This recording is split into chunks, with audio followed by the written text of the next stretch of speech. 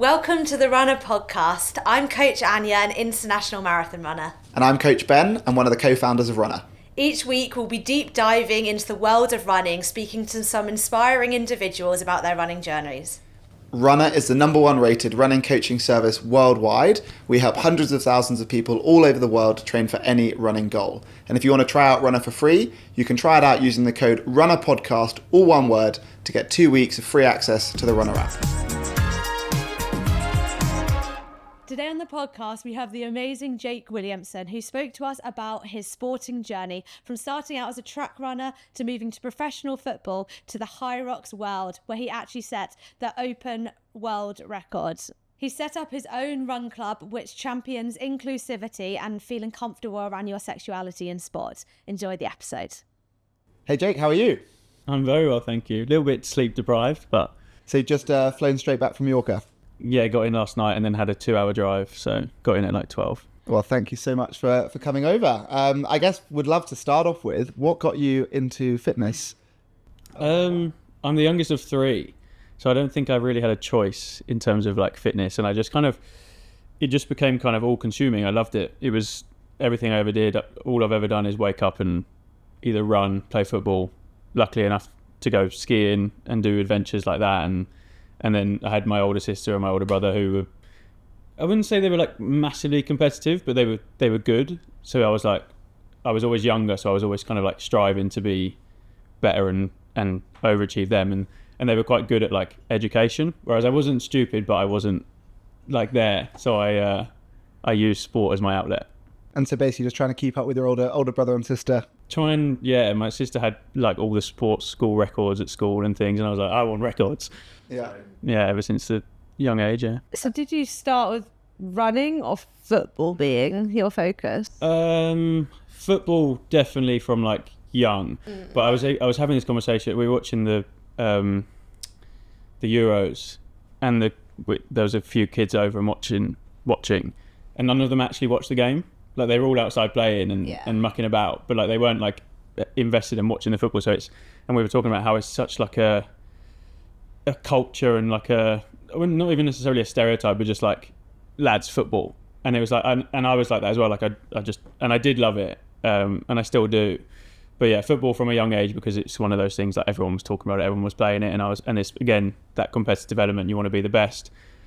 But then probably 12, 13, like I don't really know why, but like running just became like such a huge part. Like I'd go to running training Tuesday, Thursday, track and field, and then there was literally like a group of 4 of us that were just friends running for decorum and treat, like into these like running meets. Like it's so rogue.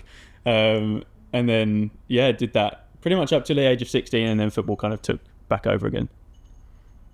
And so was it always the kind of like track type of running, like doing the mile, doing 400s, or were you looking to do like cross country? Yeah, you kind of do everything at school, don't you? Like you get thrown into it. And I remember my teacher basically was talking about maths, and I was like, I just was struggling a bit. And she was like, not everyone's good at academics, just go and run. And she was like some people are just born to run and do things like that, and that kind of always stuck with me. So cross country was always great. There was me and one of my friends, John T, who was just like so good, and we would always finish. Well, he would finish first and I would finish second. There was one time when he went the wrong way on one cross country race and I beat him, but other than that, how much did you pay him? Paid a marshal to put the cones the wrong way. And then I think track and field I was better, so I kind of naturally I drifted towards that and was doing 800 and 15, and there was a few other. I was quite a late developer, so I was never kind of like really good until I guess now. But even then, like comparing it to like pure running, I'm not that good, but I'm quite good for. I always use the excuse that I'm heavier than most runners, so that's why. and I guess that kind of like cross-discipline approach, like using your running to be doing much stronger on the football pitch. So it always benefited me football-wise. Like I was never actually that good technical-wise at football, but I'd go to any pre-season and we'd do the typical test, your Cooper Field run, so your 12-minute run, your bleep test, and every single event I would effectively wipe the floor with everyone there. So everyone was like, who's this guy? And then it kind of got well known. And then any pre-season or anything that I'd go to, I would always get picked, because you're obviously going to want someone like that who's in the midfield, who can just even if they're not that good, they can just run around and kick people essentially, just be that. Yeah. You did get pretty good at football though, and you had like loads of opportunities thrown your way, didn't you? Yeah, so I played again. COVID was like a big factor. Like honestly, I don't think I would have gone like pro or like been anything like superstar wise or anything like that. I think anyone that kind of was in the football world and stuff would probably know that, but it was always a dream, and I still kind of, even now I'm like, I really want to be a footballer.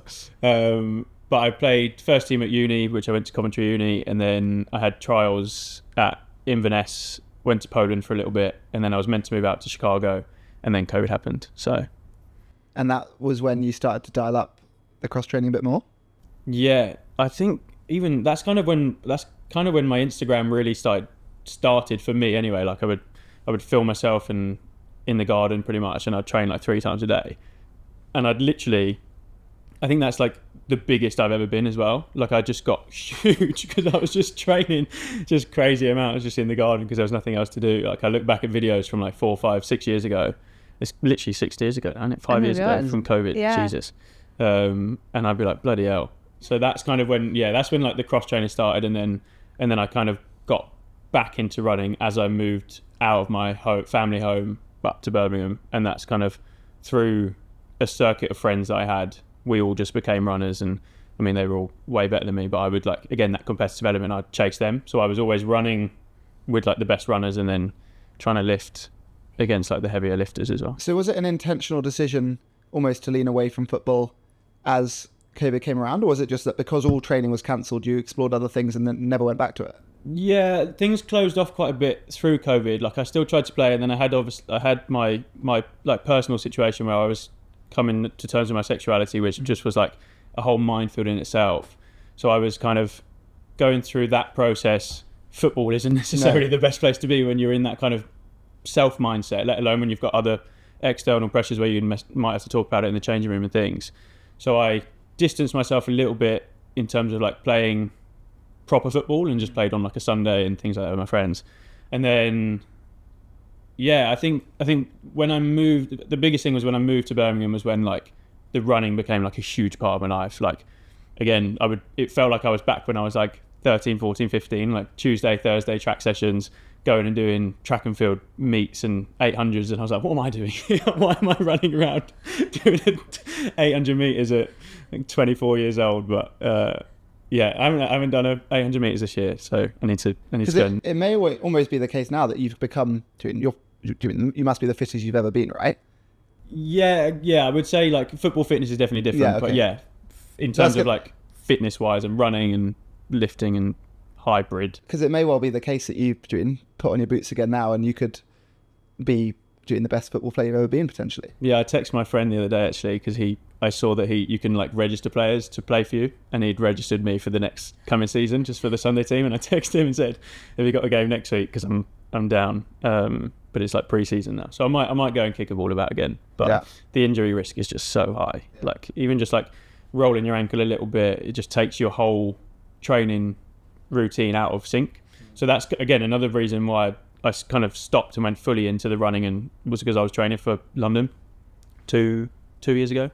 So trained for London and just kept getting little niggles playing like Sunday football, and I was like, I can't keep doing this. Like, so London Marathon was your first marathon?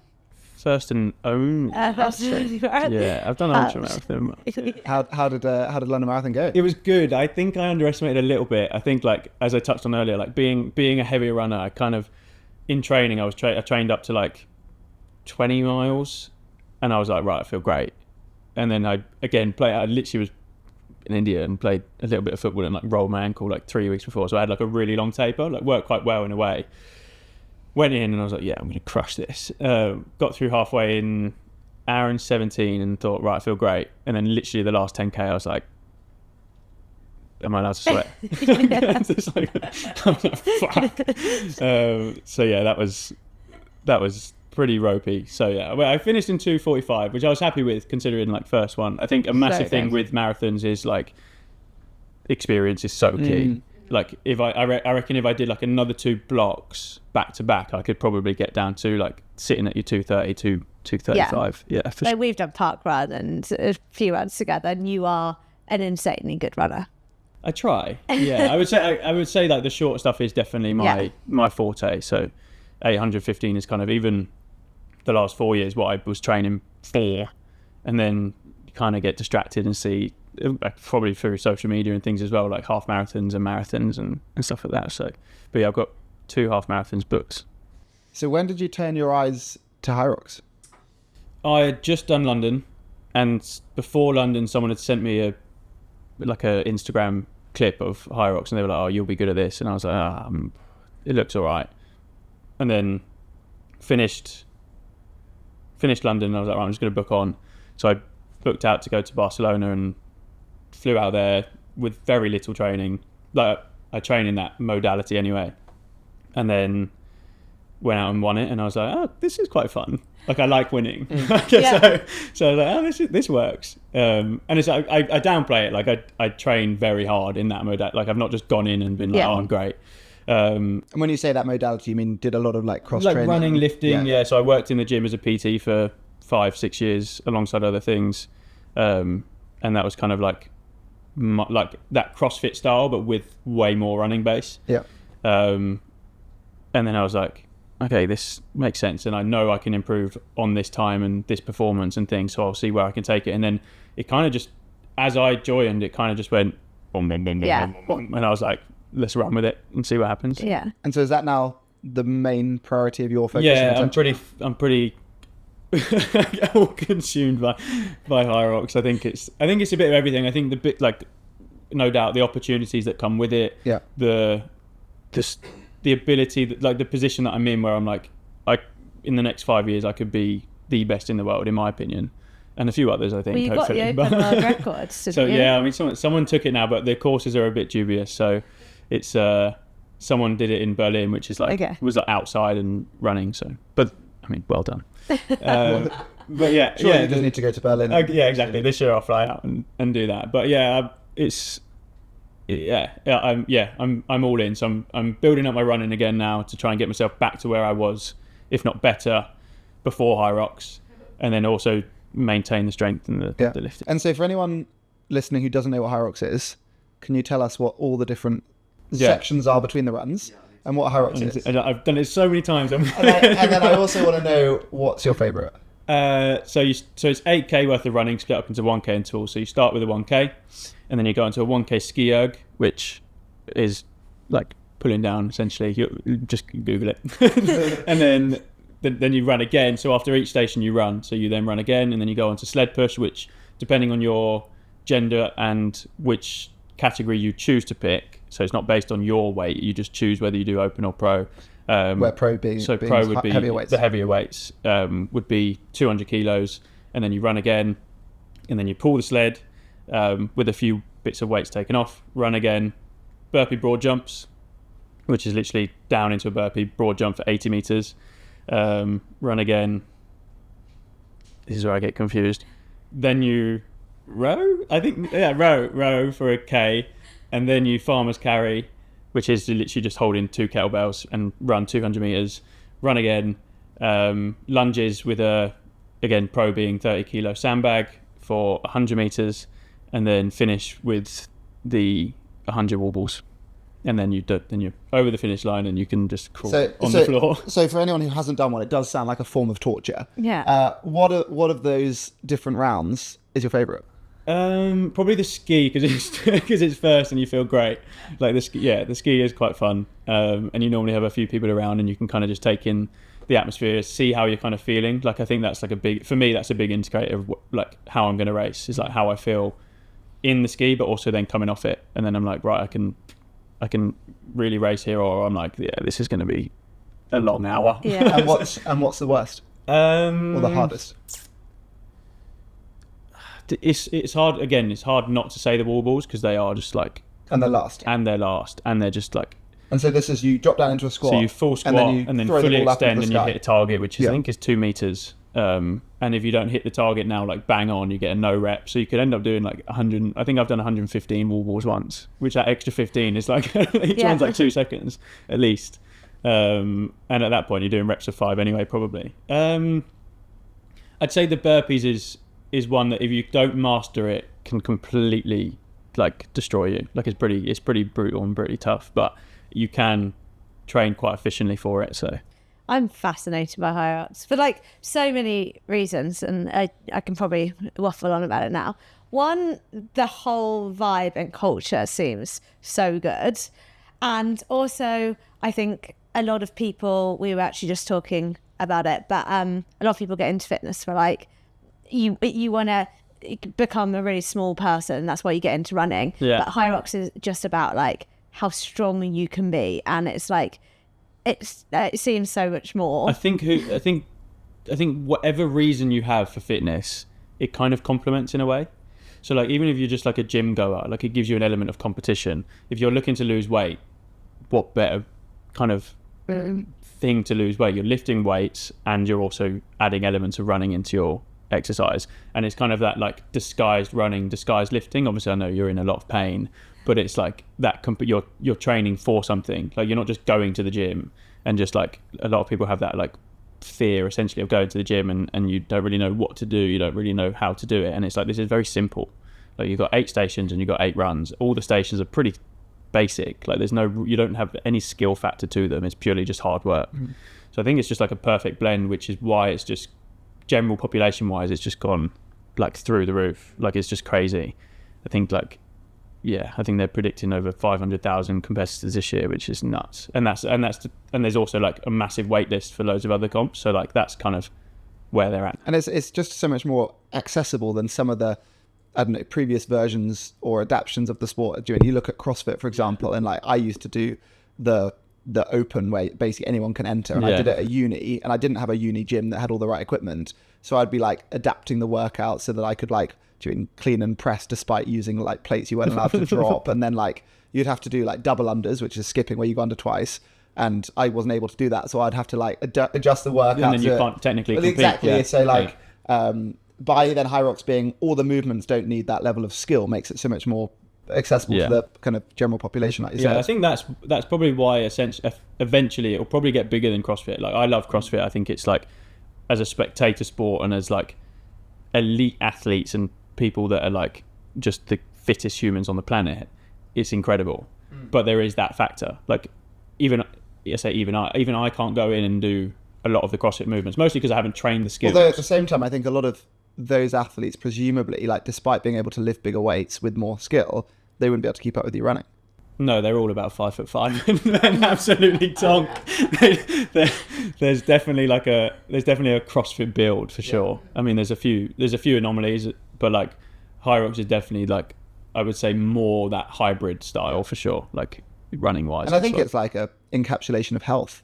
Because like at the end of the day, if we're doing marathon runners who do nothing other than run, we're not going to be that strong, and we're not going to necessarily be as healthy. Whereas I think even you look at Joe Skipper, like one of the best triathletes on the planet, came and did Hyrox, and I wouldn't say he got humbled, but like the sleds were so heavy that for someone who's run a 2:34 marathon in Wales, after and so I think in context, Joe Skipper, he's got the male Ironman world record in the UK. I would say probably I believe the UK, so. yeah. He's on that scale of like he's athlete. right at the top of UK Ironman, so, and like, he came and did Hyrox. And how did he get on? I mean, he didn't do badly. Like he's still an absolute weapon of an athlete. But there's like it's kind of just that as an example of like it's such a blend of strength and running. Like you couldn't just be a marathon runner. Like you could get by and you could run a decent time, but it's like a complete cross of. And so I guess like you're right at the top of the sport. What does a normal week or month's training look like for you? At the moment, I'm probably sitting at about 14-15 hours a week of training. So morning would be like run to the gym session. So like a Monday would be strength, and then run back from the gym. So that would be like a 5k run in the whole session. And then in the evening would be like I go to Forders, which we may touch on a bit, which is a Hyrox gym that I train at, and that's like a full Hyrox session. So that's like an hour. So that's like say 3 hours on a Monday. Tuesday would be kind of a bit similar, probably strength or more like S&C work, mixed modality stuff in the morning, and then track session in the evening. Wednesday, more of like a threshold, so like focus on a run, like a decent run session.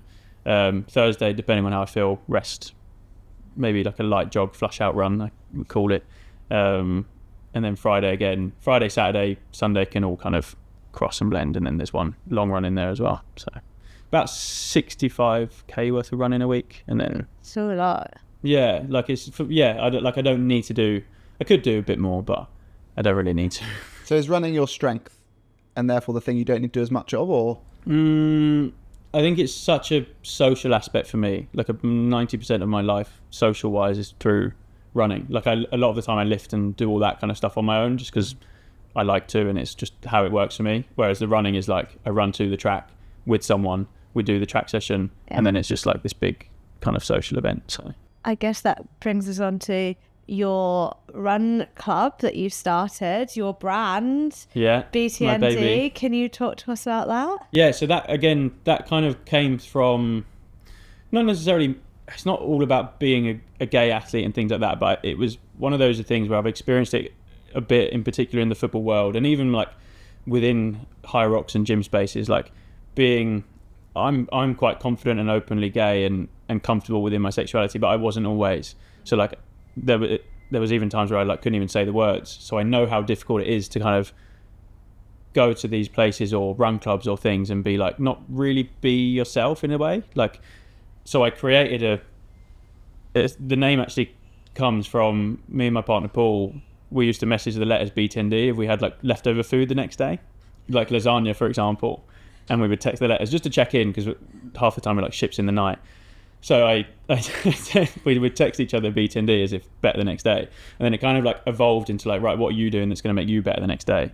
And then it was like that mindset of like, right, what am I going to do physically but mentally to make me better as a person, but also better mentally. So whether it's talking about your sexuality or going to the gym or being a bit more open in terms of conversations with your relationships, and like just every different thing can fit quite nicely, and it's kind of this like nice big little banner of whatever it looks like to you, that's your BTND essentially. So and then I live up in Birmingham, and there wasn't really anything kind of like community based wise. Like you see London and it's like run club, Hyrox session, fitness class, and I was like, why isn't there more in other cities and other places? So I was like, let's do it. So it was actually quite nice. It was in January when we started, and I was like, no one's going to even turn up to this. Like, it's January, it's cold, it's raining.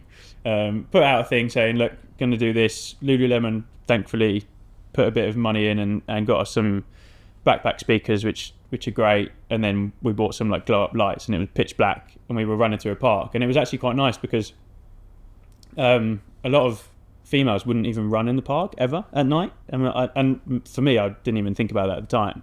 But 120 people turned up to like the initial event. I was like, whoa, this is sick. And we all had glow sticks, and we were running around, and it was just like, I was like, okay, yeah, that was cool.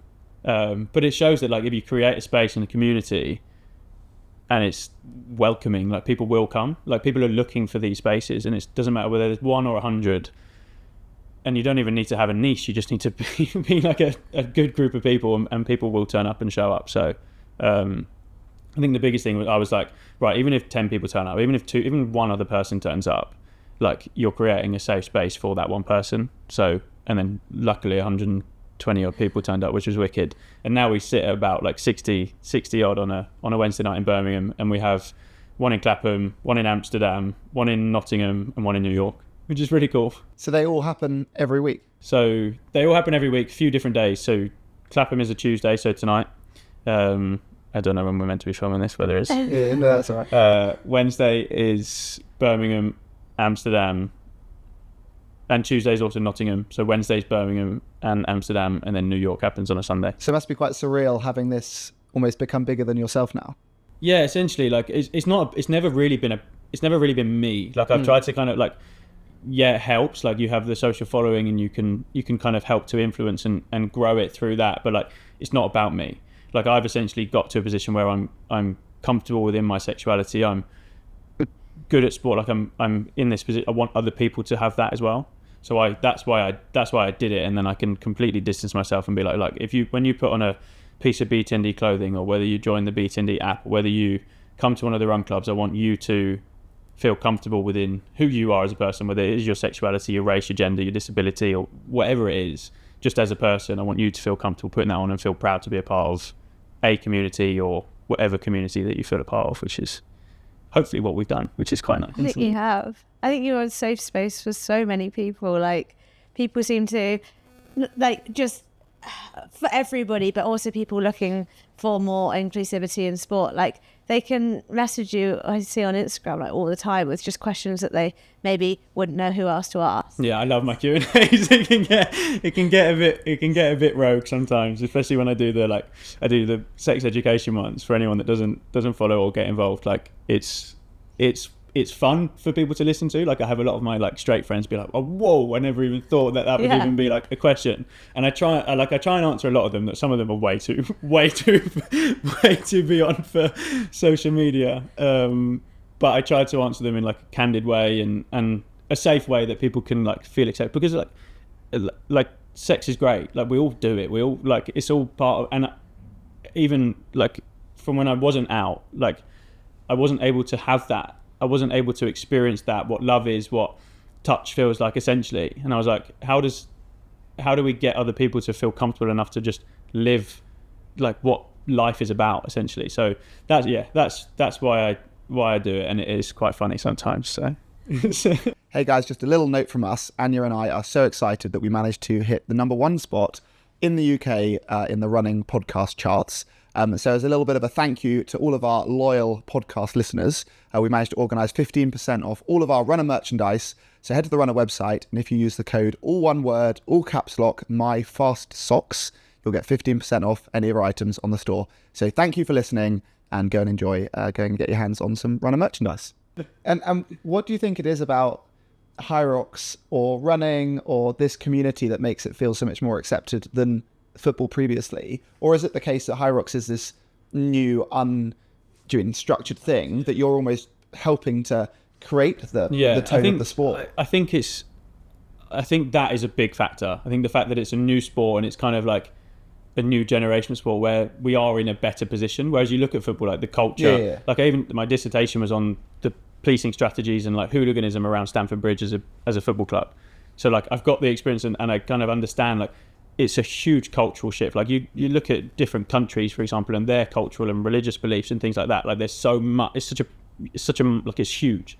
Like you can't really go into be here all day if we went into it. But that's kind of like where football's at. There's so much culture. There's so much aggression, essentially, and there's so much masculinity. Yes, Hyrox has a lot of masculinity. Like you're trying to be like the fittest human being on the planet, but it's a new sport. And I would like to think that me being in it from such an early stage and being so kind of open about my sexuality and also being kind of at the top and there and thereabouts helps quite a lot. But yeah, I think it's also like even within the sport, the way that it's designed for women as well. I think like historically football's been an extremely male dominated sport, and even today it still is.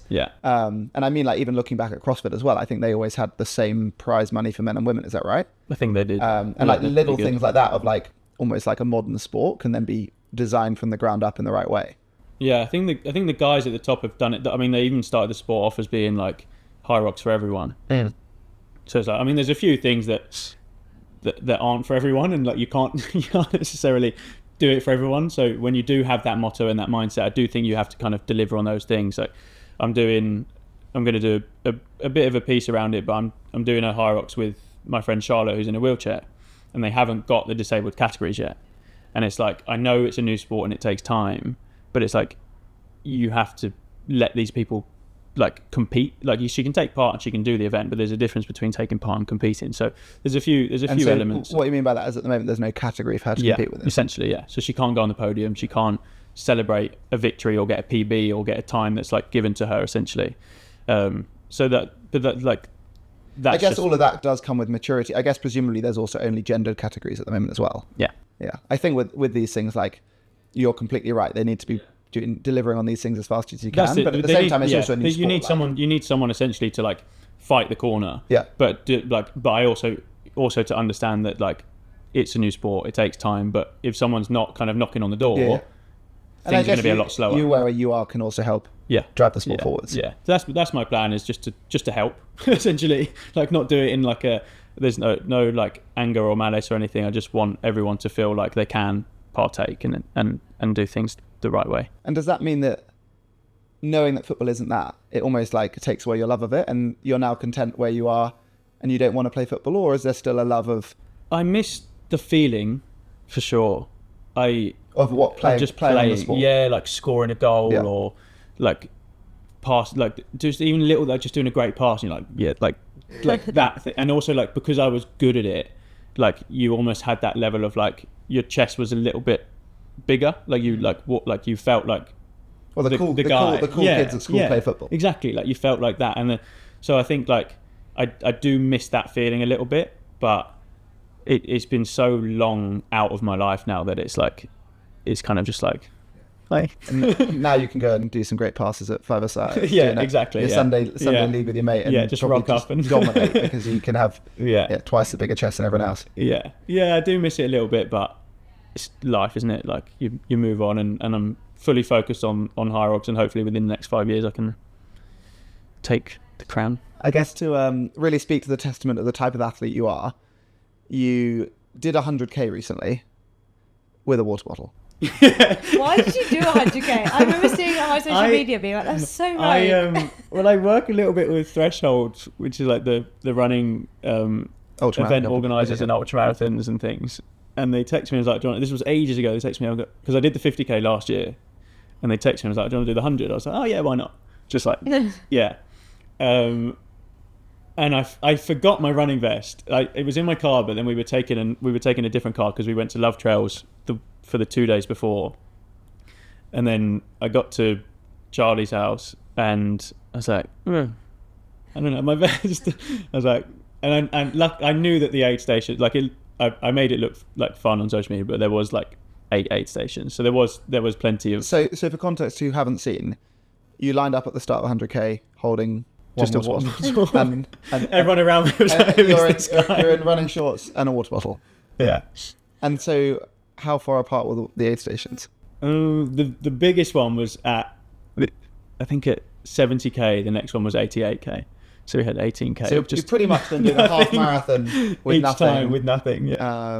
And so at the aid stations, you're just nailing a few snacks and having some water? Electrolytes in the bottle, and then you'd run carrying with the little bottle filled up. The bottle started and finished. And so before that, what was the longest you'd ever ran? I did a 60k practice run 2 weeks before. Okay. And how did the 100k go? It was all right. The worst thing is after, like my I've got a little like stress response in my right foot, so I've not ran too much since. But the actual day was fine. Like, I actually think it was easier than like the marathon. It's just a long period of time, and also like I was running with people, and I was like, it's not that much. Like 10 hours is a long time for conversation. So we had a few bits where it was a bit quiet, but no, it's fun. I recommend it to. And were you just trying to complete the distance, or were you trying to be competitive?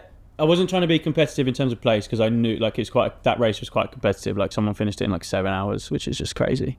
And it's like 1,400 meters of elevation, and just like, that's just silly. But I did set a goal of sub 10, which I got. Amazing. Nice. And would you do a 100k again? I'm in no rush. No. It's kind of like ticking off. Prove like this is kind of like off season for Hyrox, so. And you don't want to get distracted. I don't want to get injured, like I had kind of have done, and I don't want to get too distracted. Yeah. The like endorphins and the sense of achievement you get after a race, like a running race, how different is that from how you feel at the end of a Hyrox? Are they similar, or do they feel worlds apart to you? Do you actually enjoy running? Like that. I was actually like depressed for the next 3 days after that. Yeah, like I was like in like a really bad place. Because people get post-marathon blues and things. Yeah, like I was I ran with a guy called Jude, and because he did the 100k last year, and I texted him this year and said, do you want to do it again? So I got him a place and we ran it together. And halfway around he was like, yeah, I like last year I really struggled for like a week. And I was like, I won't struggle, I'll be fine, I'll run again like the next day thinking, and I didn't run. And I was like, yeah, I'm like pretty rough. But then I put a post out and I was like, yeah, I am really struggling, but I'm doing all the things, like what I say on BTND, like I'm doing all the things that I know will make me feel better, be better. And then within 2 days, I was back to my normal self. And presumably, like, a huge part of that blues or sadness that comes afterwards is that you're not getting the endorphins that you get from training on a regular basis? Like, do you mean you train as hard as you do? It's such a big part of your life, as it is to yourself and me too. Like, you take that away because you have to recover after doing 100 kilometers. You're going to have a bit of time on your hands and you're going to lose the endorphins, both of which coupled together make us feel a bit funny.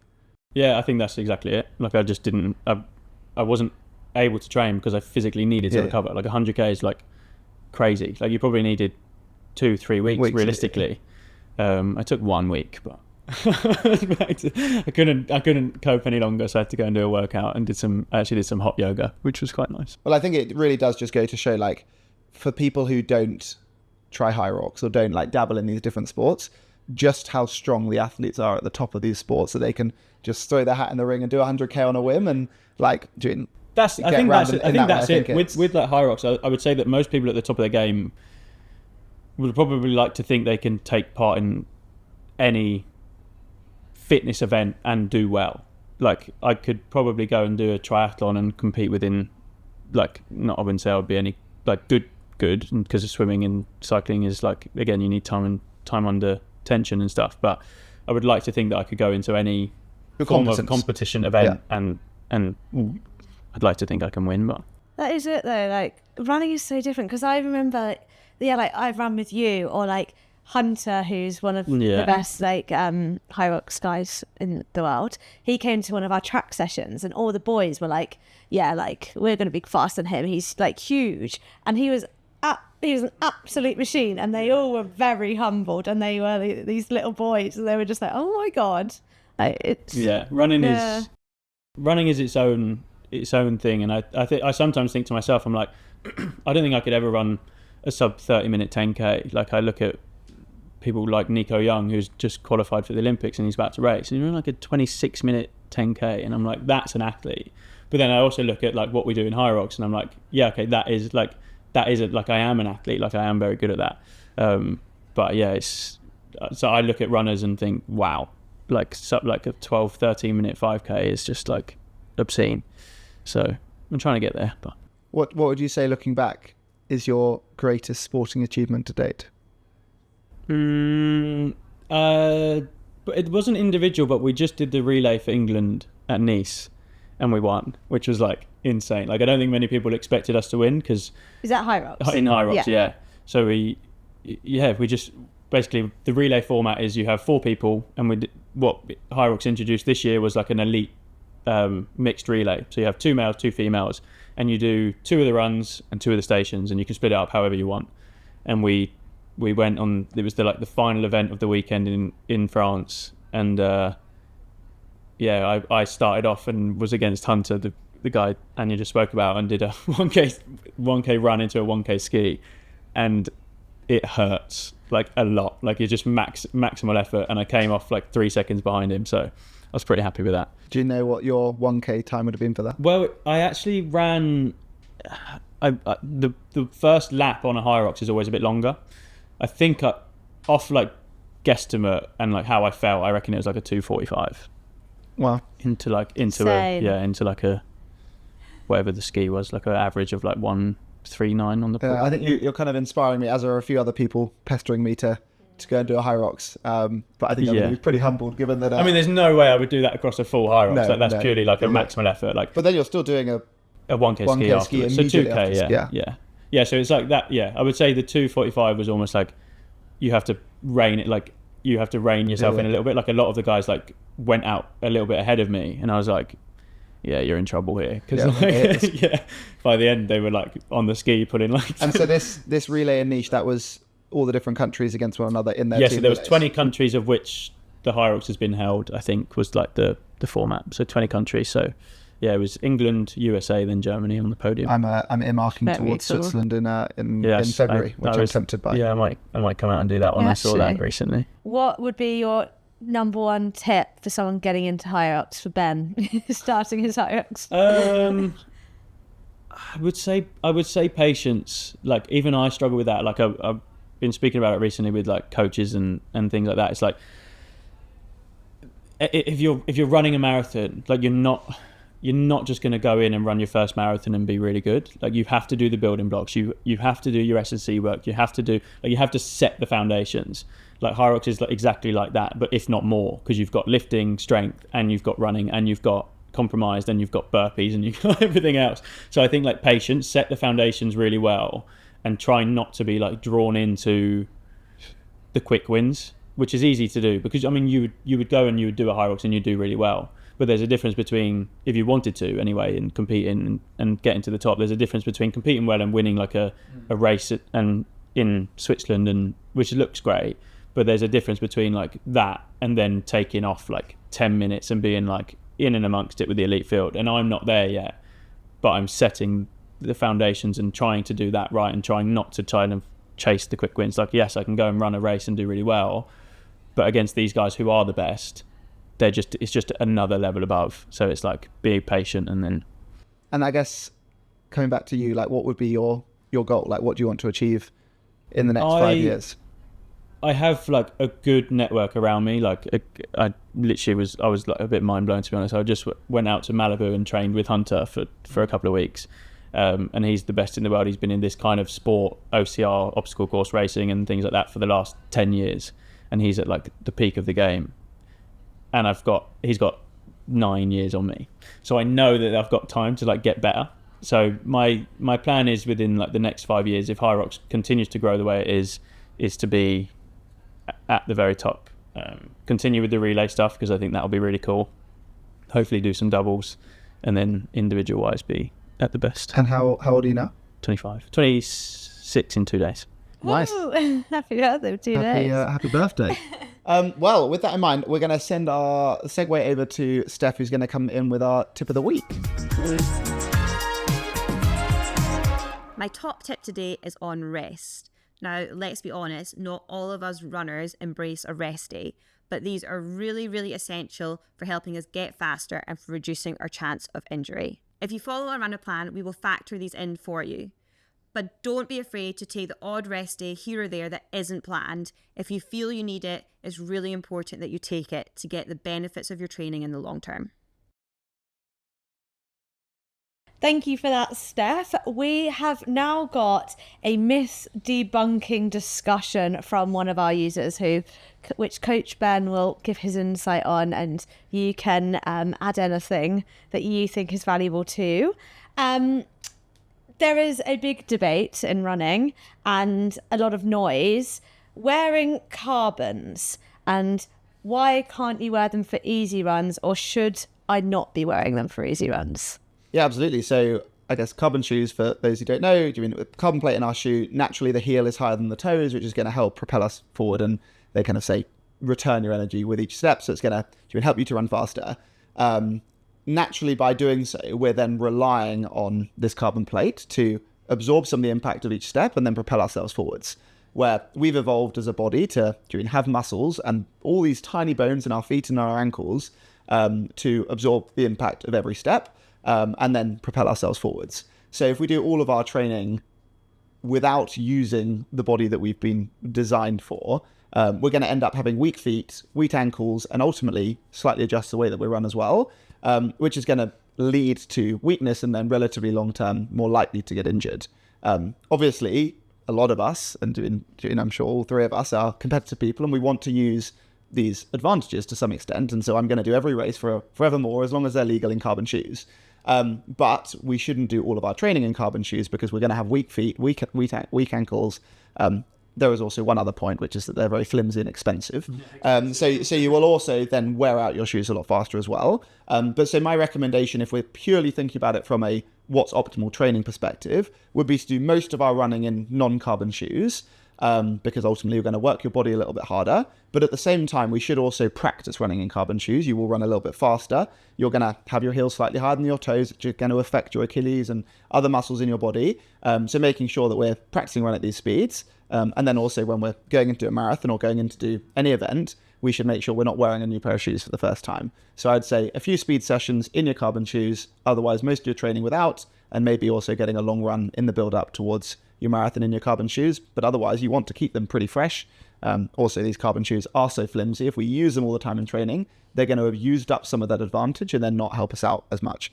So hopefully that's helpful from both a training perspective, but then also from a racing perspective. Anything either of you guys would? No, I'd say you're bang on. I'd say pick your sessions, especially in the build up to.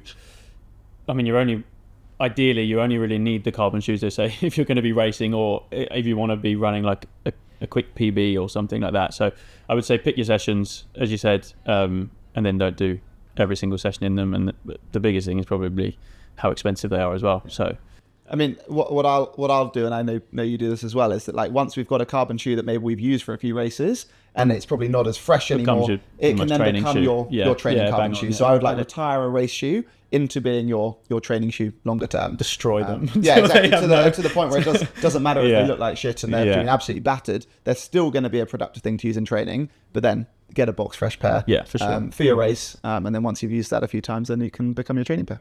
Mm-hmm. Cool. Okay, well, coming on, we're going to go on to our this or that. So we're going to share a few silly questions. You've got to pick the outcome of which you prefer. So, first one, would you rather run and train every session for the rest of your life topless, or never ever be allowed to run or train without your top on?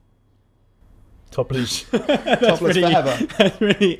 I'm very well. Mostly because I'm just really warm. Yeah. Like I sweat a lot, so I don't really like clothes. Even on a cold winter's day. Yeah. Out the door, topless. Yeah. Fair. What would you do, Ben? Because you've got like topless run as well. Don't think about me.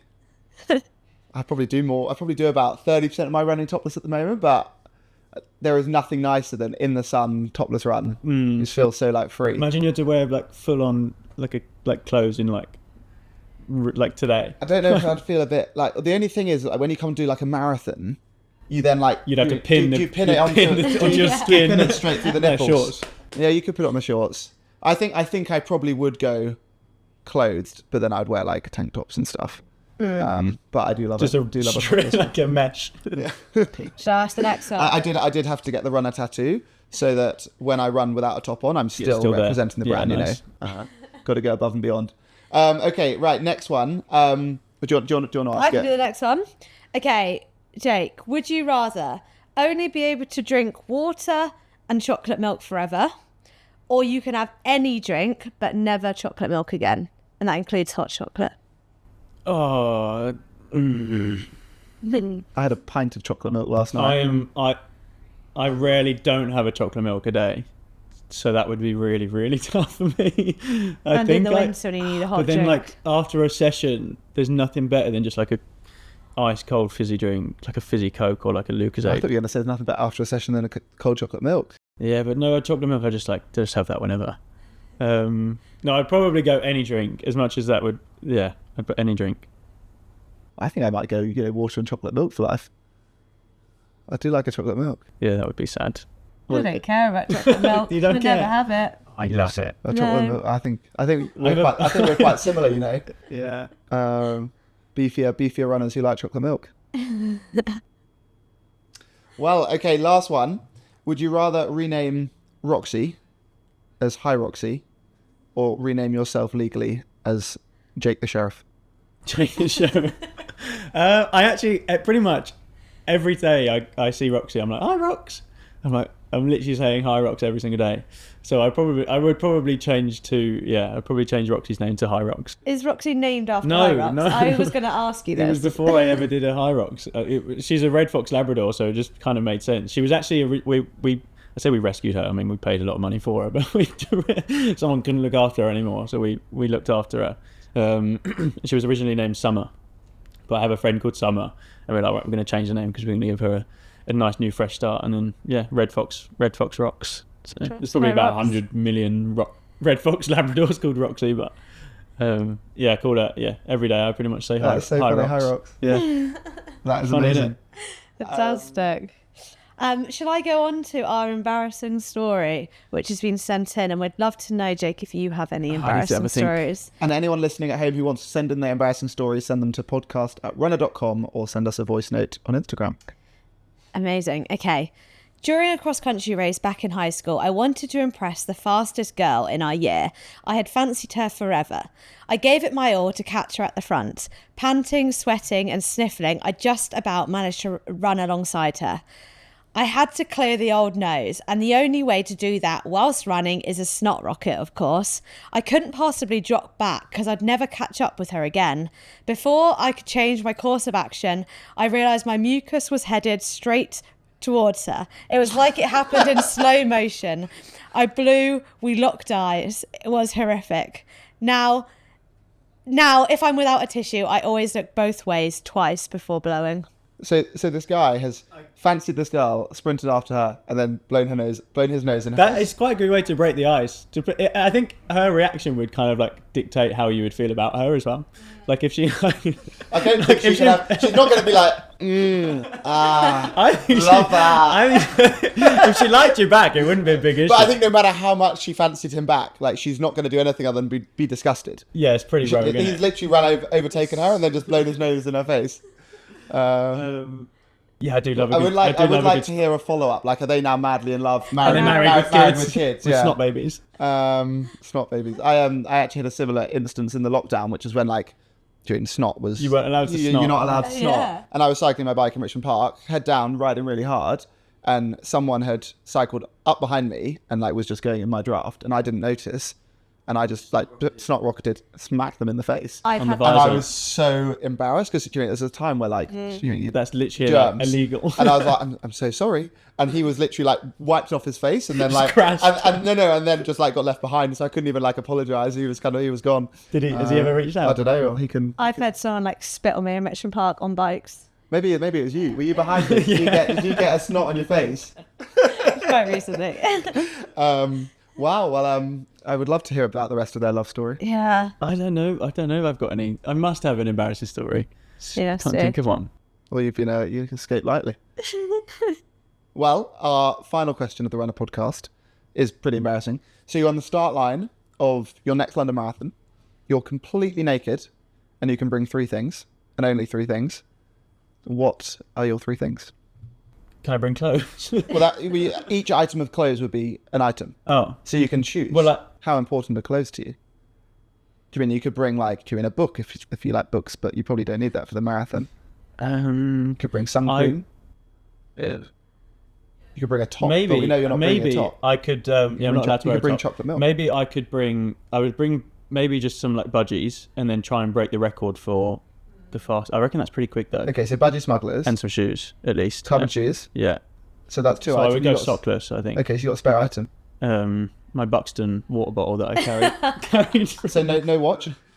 No, you don't need No, a no, watch. Yeah, don't Fair. need a watch. So 1 Buxton water bottle, budgie smugglers. This is some smugglers. like brand. Budgie smugglers. So Buxton, budgie smugglers, and your shoes. And a pair of shoes. Yeah. Fair. I think that's quite a fast combo. Yeah, I reckon I'll be quick. Fair. Well, tune in April 2025 London Marathon. I might be doing. I might do New York in November. So. Oh my God, we're there. Oh yeah. We're all They'll be there. cheering you on Yeah, I might come out and do that in some pants. in some budgie smugglers and some Nice. non-sock. They do some pretty garish colourways, don't they? Yeah. Nice. I reckon I could get a good, Fantastic. good partnership with Let's get some budgie runner smugglers. budgie smugglers. Yeah, we'll make you some runner. If you make me some runner budgie smugglers, I'll wear them. Is that a deal? Yeah. Are you sure you want to agree to this? We are recording. Yeah, go on then. There we are. What a fantastic end to the podcast. Thank you so much for coming on and telling us about your journey and everything you're doing. How can people join you for your run club? If you just go on to literally BTND on, I think we're just Instagram at the moment, but we will go across other platforms. But BTND on Instagram, and we do like a weekly upload of where the run clubs will be and what events are on. So we normally have quite a large number of cool events. The other week we partnered with Weber, which is like a big barbecue, and we did like a massive barbecue event, which was really cool. So yeah, stay tuned, and we'll put loads of events on for you and try and make it a nice welcoming place and come and move your body and meet some cool people. Amazing. Well, we can't wait to stay tuned and see you take over the world and break some world records in Hyrox in 5-10 years. Hopefully. Thank Amazing. you guys. Thank you. Thanks for coming on. Today's podcast is brought to you by Runna. If you want to train for any running goal, please download the app, and don't forget you can use the code Runna Podcast for a 2-week free trial. If you enjoyed today's episode, please like, share, follow, do all of that nonsense, and we'll be back here next week. And if you want to be featured, send us your embarrassing running story. Either send us a voice note on Instagram or send us an email to podcast at runner.com so that we can have a good laugh at your expense in Runner HQ and share it on one of the next episodes.